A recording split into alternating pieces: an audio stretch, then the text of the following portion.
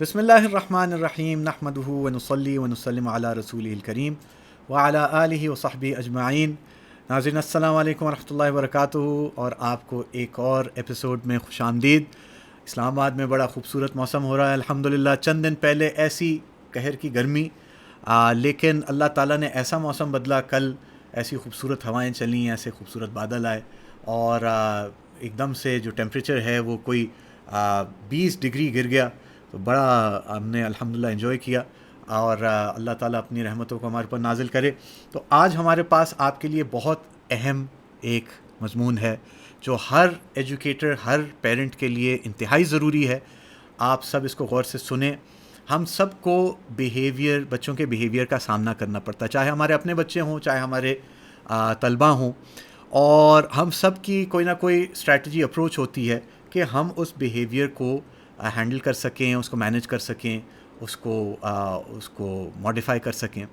اور جیسے اگر آپ بھی ساری دنیا کی جس طرح سے اکثریت ہے، میجورٹی ہے، ان کے مطابق آپ بھی چل رہے ہوں، تو آپ ٹپکلی کیا کریں گے کہ کوئی مس بیہیویئر ہے، ہم سب چاہتے ہیں ہمارے بچے اچھا بیہیویئر، اچھا جس طرح بھی آپ ڈیفائن کریں، لیکن اچھا بیہیویئر ڈیمونسٹریٹ کریں اور مس بیہیو نہ کریں، بدتمیزی نہ کریں، ڈسرپشنز نہ کریں۔ ایک کنڈوسیو انوائرمنٹ، ایک معاون انوائرمنٹ ہو جس میں سب اکٹھے جو ہے ساتھ چل سکیں۔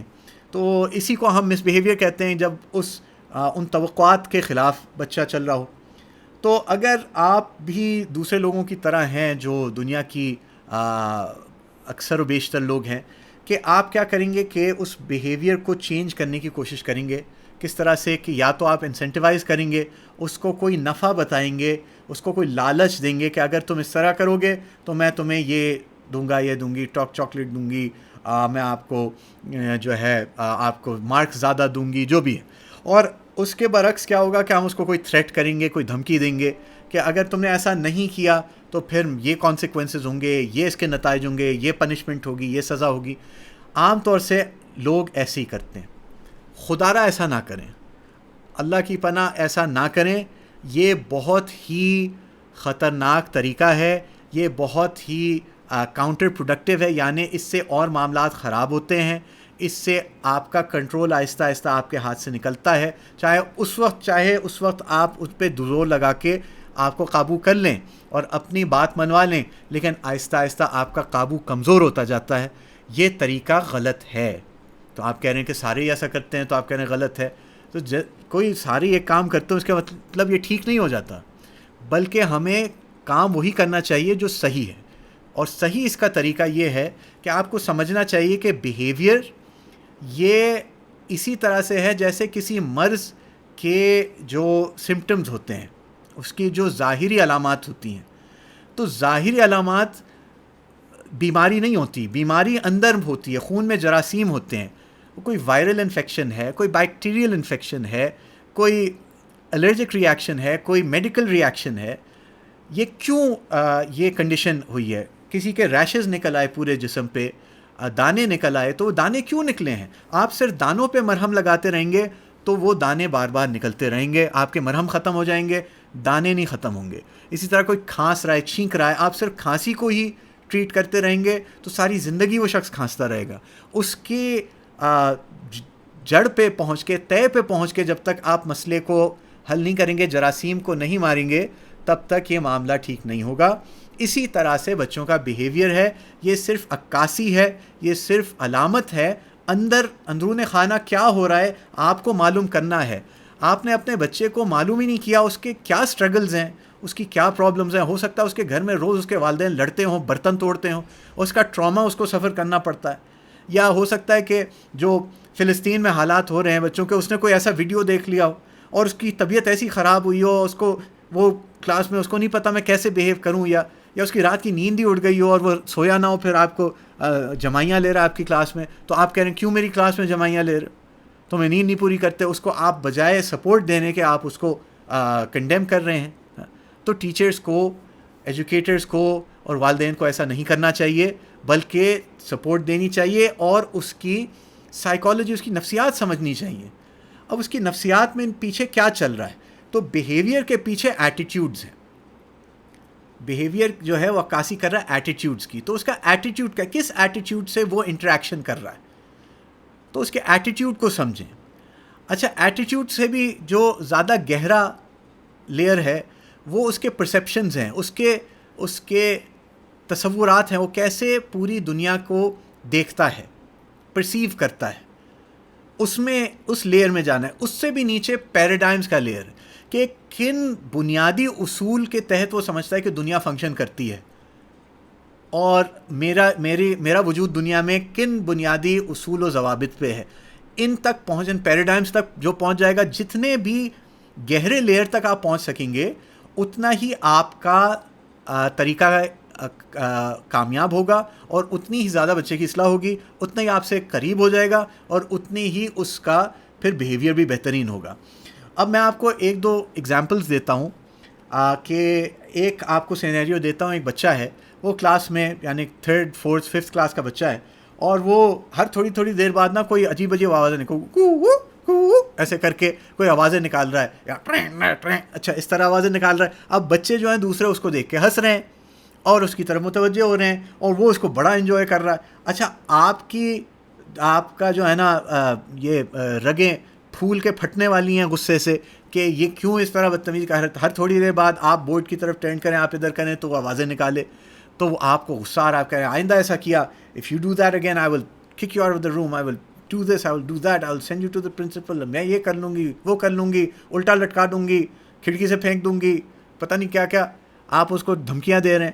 تو وہ اس پہ کوئی اثر نہیں ہو رہا. آپ اس کے ایٹیٹیوڈ کو دیکھیں. ایٹیٹیوڈ کیا ہے؟